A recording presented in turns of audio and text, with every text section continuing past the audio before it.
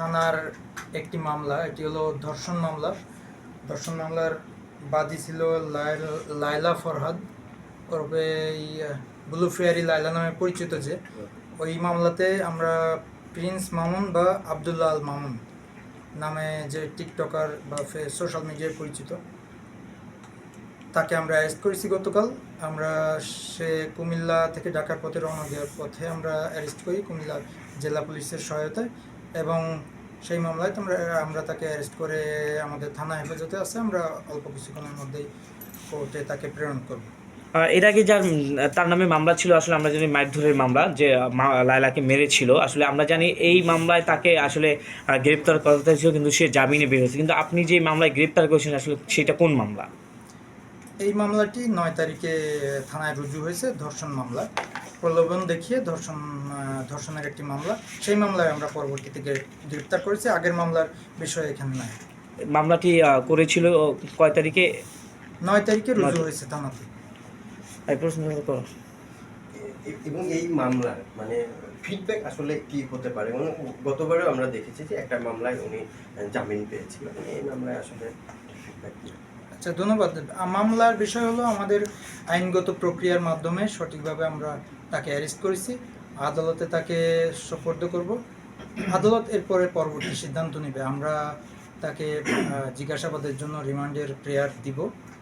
পরবর্তী সিদ্ধান্ত আদালতই নিবে, এবং আমরা তদন্তের মাধ্যমে আমরা আমাদের রিপোর্ট দিয়ে দিব তদন্তের পরে। ওনারা কিন্তু বলেছেন অনেক মিডিয়াতে যে ওরা মানে বিবাহ বন্ধনে আবদ্ধ হয় না, কিন্তু এটা কি আইনে আছে যে বিবাহ বন্ধনে আবদ্ধ না হয়ে একটি বাড়িতে থাকা যাবে?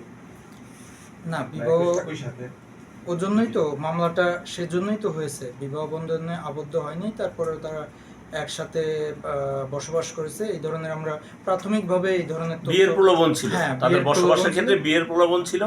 বিয়ের প্রলোভনের দেখাইয়া কি ধর্ষণের বিষয়টা এখানে আসছে পরবর্তীতে, যার কারণে এটা নারী শিশু আইনের 9-1 ধারা এই মামলাটা রুজু। মামলা হয়েছে। আমরা যতটুকু জানি 4টি বছর তারা একসাথে ছিল, আসলে একটা বিয়ে ছাড়া ছিল। এটা কি একদিকে যাবে মামলাটি? যেহেতু সেও ছিল, দুইজনই একসাথেই ছিল, হুট করে মামুন চলে গেল। না ভাই, আপনার কোশ্চেনটা আমি বুঝতে পেরেছি। আমরা এর জন্যই তো তদন্ত করব, তদন্ত করে পরে আমরা পুরো ঘটনা বুঝতে পারবো। যেভাবে আসবে ওইভাবেই আমরা রিপোর্ট প্রদান করব, সমস্যা নেই। এবং যিনি যদি মামুন নির্দোষ হয়, মামুন ছাড়া পাবে আদালতের মাধ্যমে, কোনো সমস্যা নেই।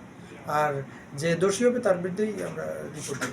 গ্রেফতার কোথা থেকে করেছেন এবং কতদিনের রিমান্ড চেয়েছেন, এটা একটু আরেকবার বলেন। আমরা তাকে গত রাতেই গ্রেপ্তার করেছি দাউদকান্দি থেকে, কুমিল্লা জেলা পুলিশের সহায়তায়। আর আমরা 7 দিনের রিমান্ডের প্রেয়ার দিচ্ছি। দেখা যাক আদালত কতদিন বিবেচনা করে। মামলার পর সে কি পলাতক অবস্থায় ছিল কুমিল্লাতে, এরকম কিছু? আমরা আসলে সে চট্টগ্রাম থেকে ঢাকা ফেরার পথে আমরা তাকে অ্যারেস্ট করেছি। পলাতক বা এই ধরনের আমরা কোনো কিছু পাই নাই। সে ঢাকাতে ব্যাক করতেছিল, এরকম অবস্থায় আমরা তাকে অ্যারেস্ট করেছি। কারো প্রশ্ন আছে? আচ্ছা, তাকে আদালতে কয়টার দিকে তোলা হবে? আমরা খুব শর্ট টাইমের মধ্যে তাকে আদালতে আদালতে হাজির করব। আর রিমান্ড 7 দিনের আপনারা বলছেন যে আবেদন করবেন, সেক্ষেত্রে আপনাদের মানে জানার বিষয়টা কি কি থাকবে, যে কি কি জানতে চাইবেন তার কাছ থেকে? না, জানার বিষয়টা তো আমাদের তদন্ত সংশ্লিষ্ট বেশ কিছু বিষয় আমরা তাকে জিজ্ঞাসাবাদ করব। বিশেষ করে কখন থেকে কিভাবে তার সাথে রিলেশন বা কি, সে প্রলোভন আসলে দেখিয়েছে কিনা, বা তাদের নিজেদের সম্মতিতেই একসাথে ছিল কিনা, এইসব বিষয়গুলো আমরা জাস্টিফাই করে আমরা রিপোর্ট প্রদান করব। আমরা বিভিন্ন সোশ্যাল মিডিয়াতে দেখেছি আসলে তারা দুজন একসাথে টিকটক করছেন, কোনো উদ্বোধনে যাচ্ছেন, কিন্তু যখনই তাদের প্রশ্ন করা হয় আসলে আপনার হাজব্যান্ড ওয়াইফ না, তখন এই জিনিসটা লুকিয়েছে। আসলে এই বিষয়টাকে পুরোটা আপনাকে জানতে চাবেন তাদের কাছ থেকে? আসলে অবশ্যই জানতে চাবো। মামলাটা তো ওটা নিয়েই যে কমিটমেন্ট দিয়ে সে কমিটমেন্ট ব্রেক করেছে কিনা, তাদের বিয়ের ছিল, তার কমিটমেন্ট ছিল কিনা, সেই প্রলোভনের মাধ্যমে তাদের মধ্যে সম্পর্ক হয়েছে কিনা, এটাই তো আমরা যাচাই করে দেখব তদন্তের মাধ্যমে। আচ্ছা, আমরা দেখেছি এই মামলা মানে করার পরেও মামুনের একটি সেলুন উদ্বোধন করতে লায়লা এসেছিল। না, এই মামলা না, ওটা আরেকটা মামলা। এটা নতুন করে 9 তারিখে করছে। সঠিক, এই মামলাটার আগের ঘটনা ওগুলা আমরা যতদূর কেন বলতো লাইভ না, প্রাথমিকভাবে জানতে পেরেছি। ওটা ডিসেম্বর মাসের মামলা। হ্যাঁ, আচ্ছা, এক কথা হচ্ছে যে তদন্ত শেষে যদি মামুন নির্দোষ হয় এবং লায়লাও যদি এখানে দোষী হয়, তাহলে তার বিরুদ্ধে আইনগত ব্যবস্থা আসবে, এরকম কোনো? স্বাভাবিক আইনের যে প্রক্রিয়া আছে, মিথ্যা কোনো অভিযোগ দিলে সেটার বিরুদ্ধে তো আইনের ব্যবস্থা আছে। আমরা ওইভাবেই আগাবো আচ্ছা। আইনগত প্রক্রিয়ার মাধ্যমে।